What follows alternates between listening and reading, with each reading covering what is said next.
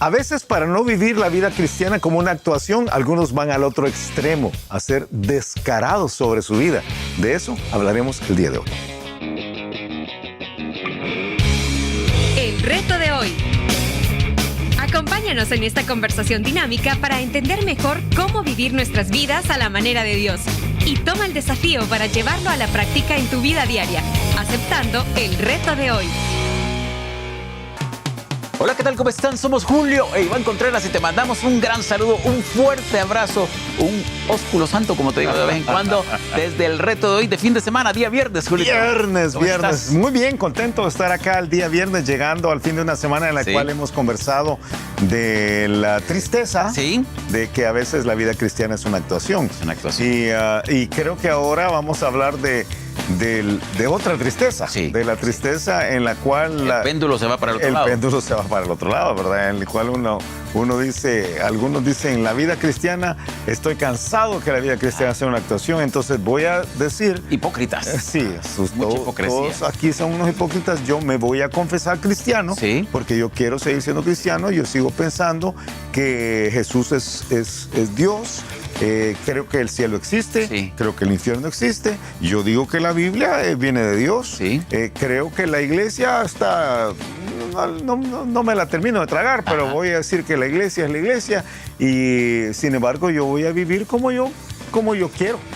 Como yo creo. Como yo creo, ¿verdad? Entonces, yo ahora quiero vivir la vida loca, ¿verdad?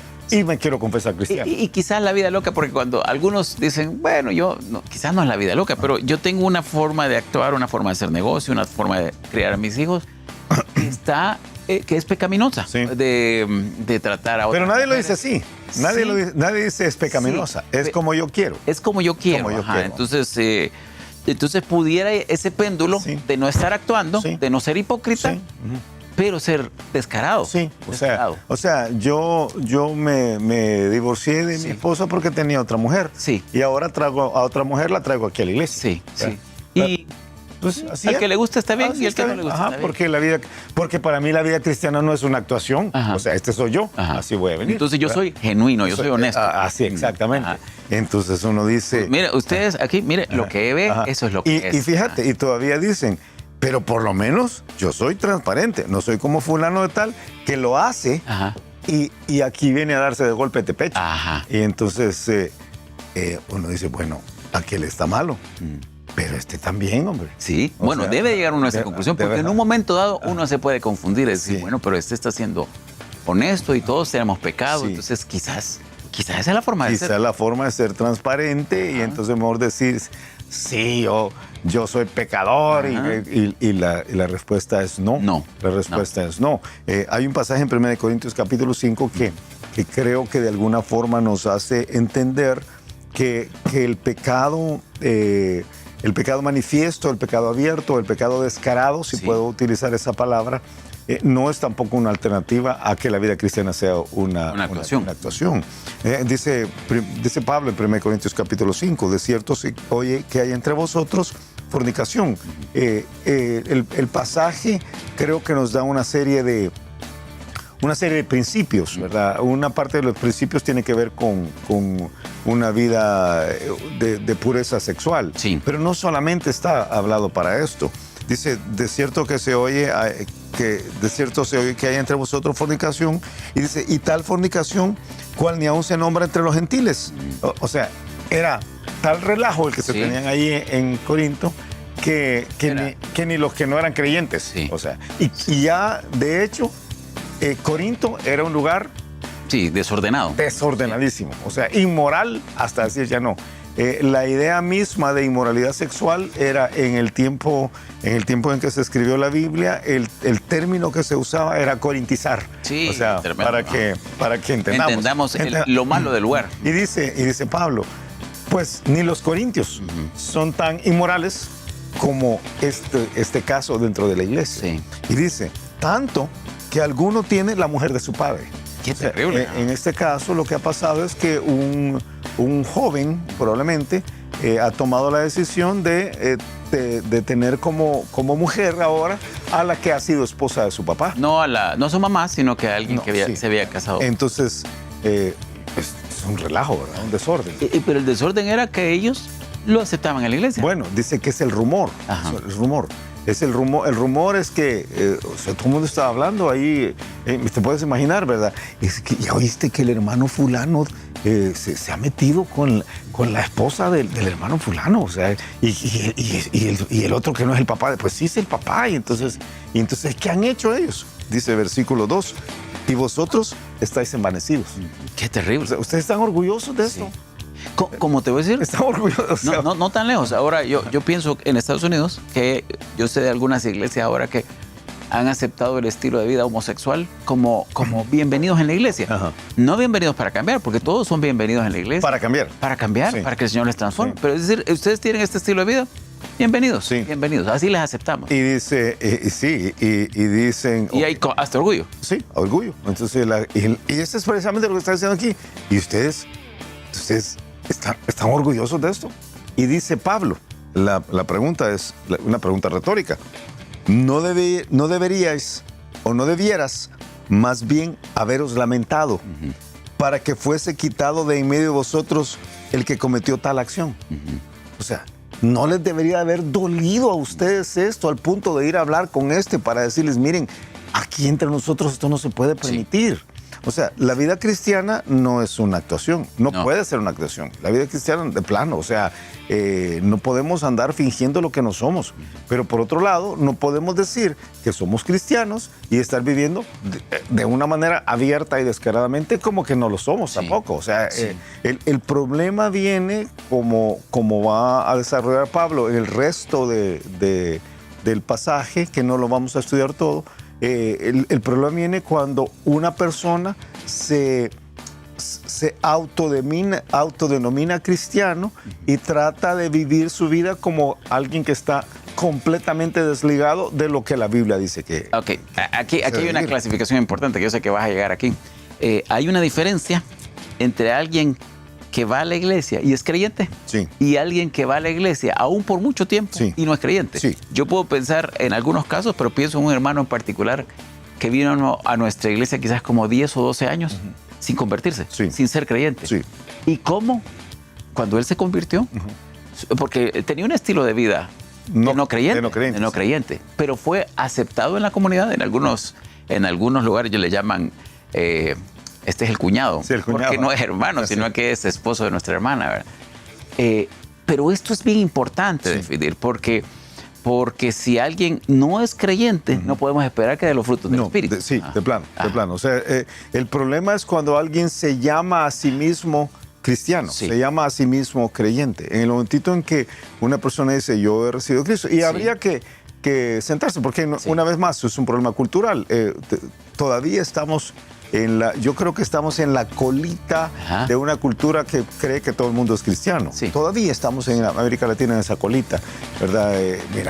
O los que van a la iglesia son cristianos. Atropellaron a un cristiano ahí afuera, ¿verdad? Entonces, pero resulta que no, ¿verdad? Que no era.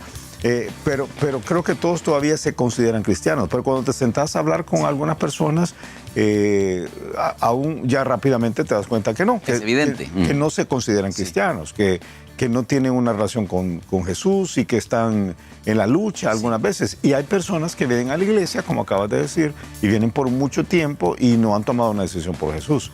Estas personas es obvio y es evidente que van a tener una vida separada de Dios. O sea, y no quiero decir que está bien, pero es natural. Es su naturaleza. Es el hombre natural, el que no puede percibir las cosas de Dios, dice Corintios otra vez. Es el 1 Corintios capítulo 2.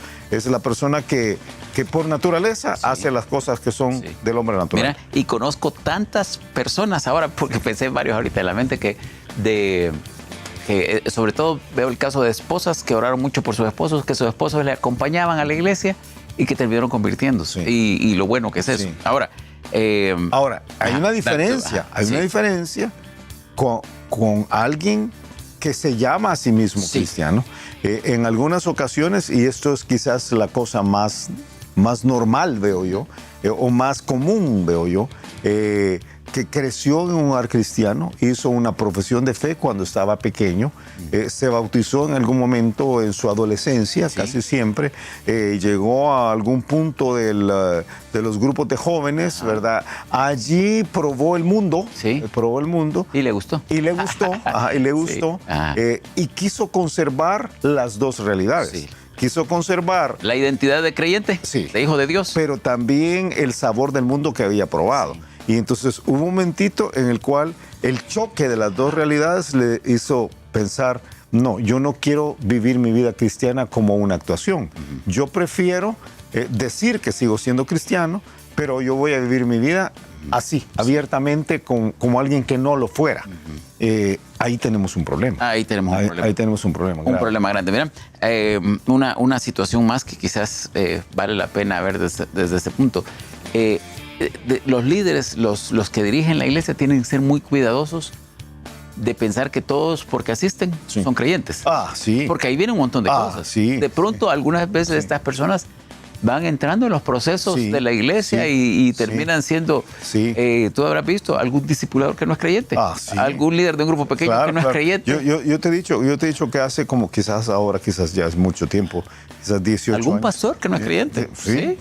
Yo hace 18 años, yo pensaría hace 18 años, tal vez 15, 18 años, ahora ya no sé, ya ni sé ni cómo me llamo ni cuándo comenzó todo, pero hace unos 15, 18 años yo llegué a la conclusión, yo tengo que predicar cada domingo en la mañana a una congregación pensando que hay una buena parte de los que están ahí sentados que no son cristianos, ¿verdad? Aunque se congregan domingo. O sea, porque precisamente hay este fenómeno del cual estamos hablando, ¿verdad? Y lo veo, o sea, lamentablemente lo veo, es algo que sucede constantemente. No tengo el derecho de juzgar en el corazón quién es y quién no es. Pero en alguna ocasión sus frutos lo evidencian. Eso es lo que pasa, ¿verdad? Pero y un pastor tiene que tener muchísimo cuidado de no estar diciendo, yo tengo un salvímetro, ¿verdad? Que está no pasando, o sea, eso nunca puede pasar.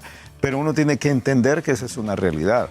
Y cuando uno ve la vida de la persona, de las personas, uno tiene que entender que aquellos que tienen una actitud descarada hacia el pecado, es muy difícil de respaldar su identidad de cristiano. Pero a veces se usa el argumento de que es que yo no quiero tener mi vida cristiana como que fuera una actuación, ¿verdad? Y dicen, yo prefiero vivir así. Y todos tenemos nuestras luchas, o sea, todos tenemos nuestros pecados, pero una cosa es cuando he dicho, yo he tomado la decisión ya de vivir esto así. Así soy. Que es tremendo. Es muy, muy tremendo. Muy tremendo. ¿Qué hacer entonces? ¿Qué hacer entonces? Yo creo que varias cosas deben suceder. En el caso de Pablo dice que cuando hay una situación tan extrema como esta, algo tan extremo como esto, Pablo dice que el pecado debe ser tratado inmediatamente. O sea, el pecado en la iglesia siempre debe ser tratado. Eso es importante. Siempre. O sea, debe tratarse, el pecado privado debe tratarse en privado, el pecado público debe tratarse en público. En el caso específico de 1 Corintios capítulo 5, Pablo dice, saquen a esa persona, sáquenla. Y yo no creo que que debe sacarse en un término inquisidor, ¿verdad? Quemarlo en la hoguera, no creo que es el proceso, pero dice Pablo, el problema es que un poco de levadura leuda toda la masa. Qué importante es. Cuando tú permites que algo así pase, entonces lo que sucede es que la iglesia entera termina yendo por esa vía. Yo tengo un punto bien importante, que creo, ahora no sé si es de nuestra cultura, es latina o es del cristianismo, pero ahora voy a decir, cuando nosotros nos convertimos en los 70s, que algunos que ahorita había eso dicen, los 70s, mi papá nació en los 70s, habían muchas cosas que eran evaluadas como incorrectas en la iglesia, en las iglesias, que no eran incorrectas. Yo te he dicho en algunas ocasiones, yo recuerdo cuando hubo esa crisis donde si en las iglesias se podía tener una batería o si se podía ocupar una guitarra eléctrica, cosas que ahora son. Y entonces muchas cosas yo puedo recordar personas que predicaban que los hombres no debían ocupar pelo muy grande, que las mujeres no podían ocupar una minifalda, que no se podía maquillar, que no podías maquillarte, que no podías ir a fiestas, algunos en extremo que no podían usar pantalones, otros decían que no podías ir al estadio a ver fútbol, que no podías tomar nada de alcohol. Entonces, con los años y con la Biblia, vas viendo que muchas de estas cosas no están en la Biblia. Y a veces la siguiente generación abraza que esto no está en la Biblia y tienen todo esto y más. Sí. Entonces ahí hay algo que es bien difícil a veces mire, qué es correcto, qué no es correcto y yo quiero, algunos tienen esta actitud de decir yo creo que esto no es correcto, pero quiere llegar tan cerca de ahí como sea posible. Es que lo que hemos estudiado otras veces, ¿verdad? Lo que una generación acepta, la siguiente generación permite y la siguiente generación lo abraza. Lo promueve, realmente. Lo que pasa es que uno acepta, otro abraza y la siguiente lo promueve. Entonces uno tiene que tener mucho cuidado. Pero yo creo que el hecho de que Dios nos haya abierto con la gracia, sí, la puerta de la gracia, nunca debe ser obviado. Ese hecho nunca debe ser obviado. El problema es cuando los religiosos, y ahora voy a usar esa palabra, las figuras religiosas, y me refiero a pastores, me refiero a líderes religiosos, me refiero a papás religiosos, pensamos que nosotros tenemos más autoridad que Dios para restringir la gracia de Dios. Y eso es un error. Sí. Es un error terrible. O sea, está diciendo llamar incorrecto o pecado algo que no es pecado. Algo que no es pecado. Que Dios no dice que sea pecado. Dios nos ha dado la palabra de Dios, su pensamiento, y nos ha dado el Espíritu Santo. Sí. Eso es lo que nosotros tenemos como herramienta para enseñar a la iglesia de Dios, a nuestras familias también. Cuando salimos de esto, entonces nos equivocamos grandísimamente y producimos una generación legalista que cuando descubren la gracia, terminan en lo que tenemos ahora. O sea, muchos se han apartado de la gracia verdadera y lo que Coqui López dice, la gracia la han hecho chiste, dicen, precisamente porque han descubierto que fueron engañados sobre un sistema que no debía ser. Mucho legalismo. Un sistema, yo digo a algunos, un sistema de performance, digo yo, ¿verdad? O sea, solo tenías que representar y resulta que no era así, no era así, era con la gracia de Dios. Entonces creo que los cristianos ahora estamos obligados a mostrar, los pastores, los papás, las mamás, los líderes, estamos obligados a mostrar la gracia de Dios y dejar que el Espíritu Santo y la gracia de Dios de la Biblia nos guíen. Mira, ¿dónde es que está el pasaje que dice que tenemos que ocupar la gracia, pero tenemos que tener cuidado de no ocuparlo como ocasión para la carne? Es Gálatas. El libro de Gálatas debería ser, creo que uno de los libros que cada iglesia debería estudiar con detenimiento y entender que tenemos libertad, pero no libertad para hacer lo que nos dé la gana. Libertad para hacer lo que Dios quiere. Tiempo. Escuchamos el reto de hoy. El reto de hoy es entender que tenemos libertad. La libertad plena para vivir una vida como Dios quiere que la vivamos. Pero cuando estamos usando esa libertad para pecar y cuando estamos usando el argumento de que no queremos vivir una vida cristiana que parezca una representación, lo usamos para pecar abiertamente, para ser descarados en nuestro pecado, nos hemos equivocado por completo. Un error gigantesco en nuestra cultura, en la cultura cristiana del día de hoy, que tenemos que evitar por completo, es el descaro. El descaro por haber abandonado las instrucciones que Dios nos ha dado de una vida en santidad, que no tiene que ser legalista, pero que Dios quiere que cada uno de nosotros viva. Tremendo, tremendo. Y a ti que nos ves, a ti que nos escuchas, te animamos a que tu vida cristiana, lo que hemos visto esta semana, no sea una actuación. No con la excusa de tenerte un buen testimonio, finjas algo que no eres. Pero tampoco te puedes ir al otro extremo. Todos tenemos pecado, pero que tu pecado lo evidencias con total descaro. Tú usaste, Iván usó la expresión, el movimiento de péndulo. Ajá. El centro de este movimiento, el equilibrio está en la Biblia, en la gracia, en el Espíritu Santo que la Biblia plantea. No en la religión, sino en la Biblia y en la gracia que Dios nos ha dado por medio de Jesucristo. El Espíritu Santo está dentro de cada uno de nosotros, es ahí donde tenemos que morar, no en la religión de alguien, sino en lo que Dios quiere para nosotros. Me encanta. Mira, ya estamos ya en fin de semana. Así que queremos animarte a ti a que vayas a tu iglesia, ahí donde Dios te ha puesto, a que empujes el reino con ganas, que lo hagas con todo tu corazón. Y si no tienes iglesia, eres más que bienvenido a Vida Nueva, a cualquiera de nuestros campus, acá en San Salvador o al campus digital. Bueno, hablo de de Apopa, de Lourdes, de Miralvalle, de Campus Hacienda y Campus... Hotel, ¿qué está sucediendo ahora en la Universidad Evangélica? Y Campus Digital también, sería un honor tenerte entre nosotros. Que pases un excelente fin de semana y nos escuchamos el lunes a la misma hora. Gracias por habernos acompañado y ahora te animamos a que aceptes el reto de hoy en tu vida. Nos encontraremos de nuevo en el reto de hoy.